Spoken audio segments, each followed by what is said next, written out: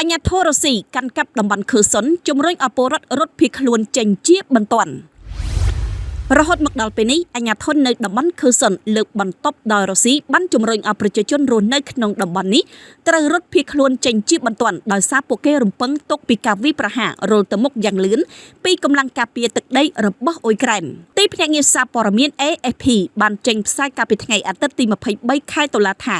អាញាធរគាំទ្រដោយរុស្ស៊ីបានគ្រប់គ្រងនៅក្នុងតំបន់ខឺសុនស្ថិតនៅភាគខាងត្បូងប្រទេសអ៊ុយក្រែនបានជំរុញឲ្យប្រជាជនចាក់ចេញជាបន្ទាន់ខណៈពួកគេរំពឹងទុកថាកងទ័ពអ៊ុយក្រែននឹងវាយលុកមកកាន់តំបន់នេះយ៉ាងលឿនការប្រកាសរបស់អាញាធរគាំទ្រដោយរុស្ស៊ីបានកាត់ឡើងចំពេលលោក Volodymyr Zelensky បានអះអាងថារុស្ស៊ីបានបាញ់ផ្លោងគ្រាប់រ៉ុកែតចំនួន36គ្រាប់មកលើហេដ្ឋារចនាសម្ព័ន្ធថាមពលរបស់អ៊ុយក្រែនបណ្ដាលឲ្យដាច់ចរន្តអគ្គិសនីនៅទូទាំងប្រទេសកាលពីថ្ងៃសៅរ៍ចុងសប្តាហ៍មុននេះអាញាធរគាំទ្រដោយក្រុងមូស្គូបានថ្លែងទៅកាន់ប្រព័ន្ធផ្សព្វផ្សាយរុស្ស៊ីថា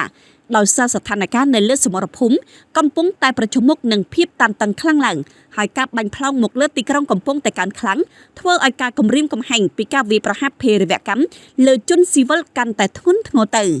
ដូច្នេះអាជ្ញាធរត្រូវតែជំរុញឲ្យពលរដ្ឋចាក់ចេញពីទីក្រុងនេះជាបន្ទាន់ដោយត្រូវឆ្លងទៅច្រាំងខាងឆ្វេងនៃទន្លេឌីនីប្រូក្រោយពេលមានការប្រកាសបែបនេះរុស្ស៊ីបានជំនះប្រជាជនចេញពីតំបន់ខឺសុនជាបន្តបន្ទាប់ប្រមាណ 25,000 នាក់បានឆ្លងទន្លេឌីនីប្រូកាលពីថ្ងៃសៅរ៍ចុងសប្តាហ៍មុននេះ